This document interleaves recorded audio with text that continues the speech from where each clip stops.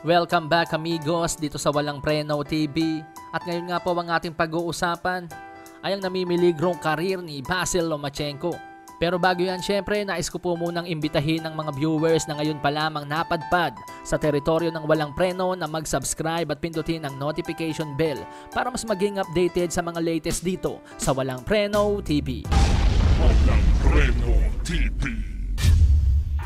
Okay mga amigos, ang ibig ko pong sabihin sa sinasabi kong namimiligrong karir ni Vasyl Lomachenko, hindi po dahil mahihinto ang kanyang karir, kung hindi dahil hindi po makakuha ng big names sa kanyang timbang ang kanyang promoter na si Bob Arum. Kahit pa sabihin nating tinitingala o kinikilala itong si Vasyl Lomachenko na top 3 pound for pound sa buong mundo. Hindi tulad noong panahong hawak ni Bob Arum si Manny Pacquiao mga amigos. Ibinato lahat ni Arum kay Pacquiao ang matitigas na boksingero mula featherweight,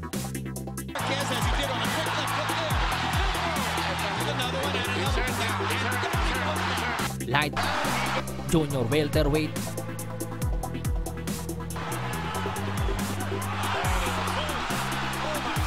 welterweight hanggang junior middleweight. Would you see Pacquiao against Margarito?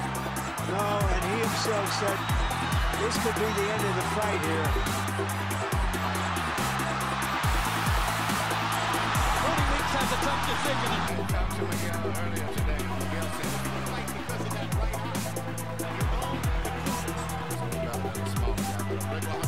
Kahit ngayong tumawid na sa kabilang bakuran si Manny Pacquiao sa PBC, hindi pa rin po namimili ng mahinang kalaban si Manny Pacquiao.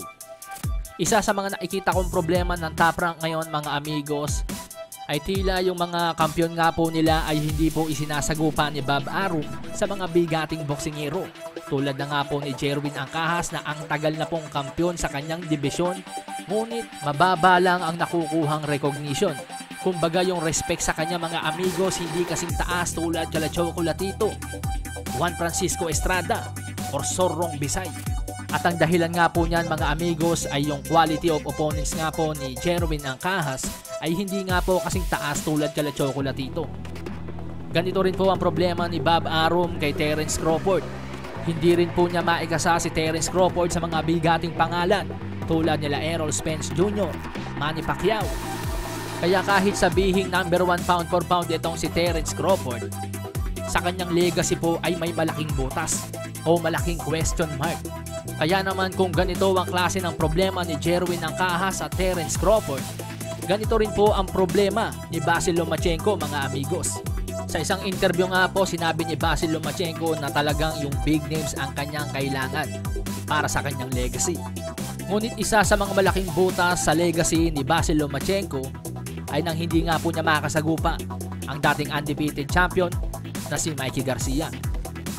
Kung ating matatandaan nga po mga amigos noong 2013, ang kaisa-isang boksingerong tumalo nga po kay Vasyl Lomachenko ay dinominate nga po ni Mikey Garcia at 4 na beses itong pinabagsak. A lot of times with a veteran like Salido, he throws where he Salido goes down. Beautiful, crisp left hook that puts Salido down. Definition of one-punch power in both hands. and he's showing that he belongs to the moment. Left hand drops Salido. He landed another beautiful left hook to Salido's chin. He's showing another part of his game in Arsenal. And he's all of a sudden brought this left, putting a lot of pressure. Oh, right hand. The jab out and sneaks in a beautiful, vicious right uppercut that puts Salido down again. And Salido Charging in. Mikey does land a jab type of punch. You see both of his feet give way. Kaya naman maraming nagsasabi mga amigos na kung naglaban nga daw po si Mikey Garcia at Vasyl Lomachenko sa lightweight ay hindi nga daw po uubra itong si Lomachenko kay Mikey Garcia. August 31, 2019, nahawakan na po ni Vasyl Lomachenko ang WBC World Lightweight title dahilan upang makuha ang 3 sa 4 na major title belts. Ngunit ang nooy number 1 contender sa WBC Lightweight title belt ni Lomachenko na si Devin "The Dream" Haney ay hindi nga daw po nilabanan ni Lomachenko at kanyang iniwasan. Sa halip ay naghintay ng 4 na buwang walang laban upang malaman lamang ang resulta sa laban ni Teofimo Lopez at Richard Comey.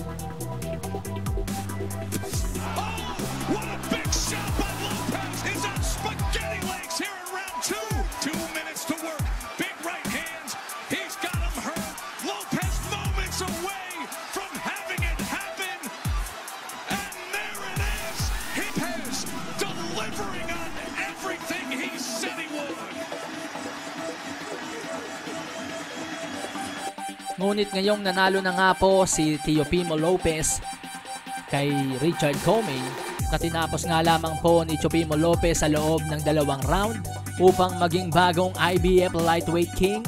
Ang hinanakit ngayon ni Teofimo Lopez ay pahirapan daw po sa negosasyon itong kampo ni Vasyl Lomachenko para matuloy ang kanilang laban. 3 buwan na pong lumilipas mula nang maging kampiyon nitong si Teofimo Lopez at wala pa pong napagkakasunduan ang kanilang kampo.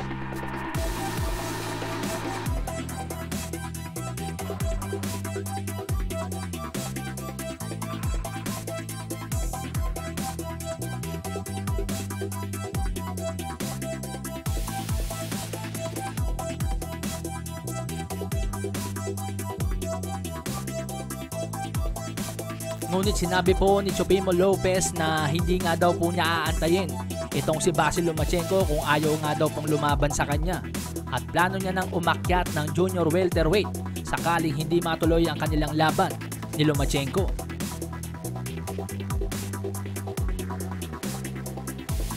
Kaya naman madadagdagan na naman ng damage ng legacy ni Vasyl Lomachenko kapag hindi po natuloy ang kanilang laban ni Teofimo Lopez.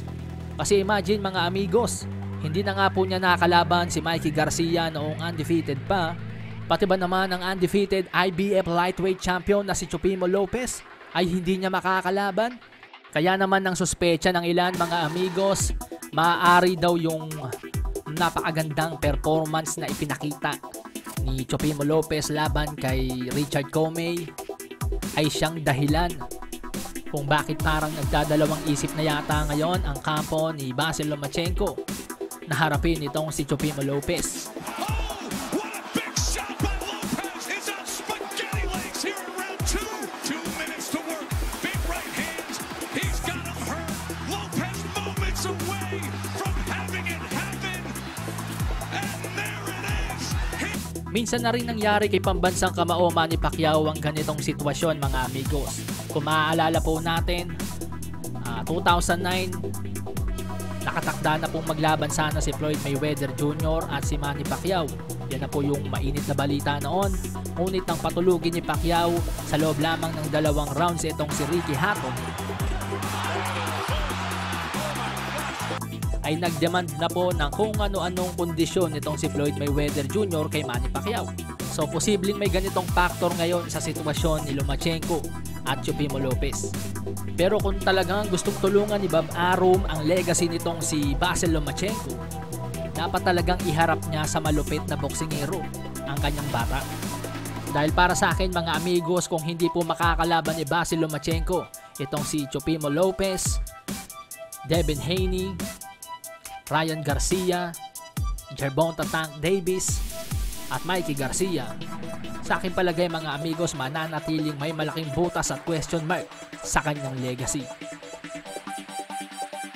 Dahil matagal na pong walang believe itong si Mikey Garcia kay Vasyl Lomachenko sa kadahilan ng ginawa na po ni Mikey Garcia ang mga achievements ni Lomachenko bago pa niya magawa, tulad ng pag-knockout kay Rocky Martinez, at yung tumalo nga po kay Lomachenko ay denominate nga po nitong si Mikey Garcia, na parang ang dating ng sinasabi ni Mikey Garcia, kaya ka lang may title belts Lomachenko, ay dahil binakante ko yan at umakyat ako. Kaya naman talagang walang bilib itong si Mikey kay high-tech Lomachenko.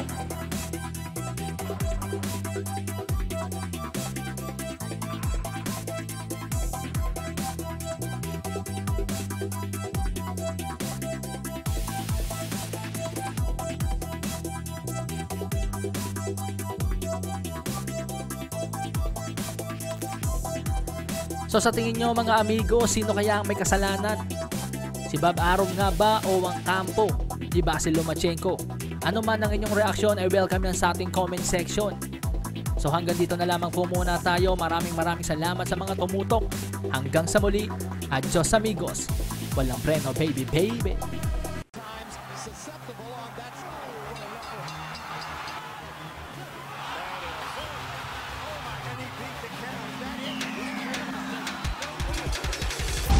Walang preno, TP.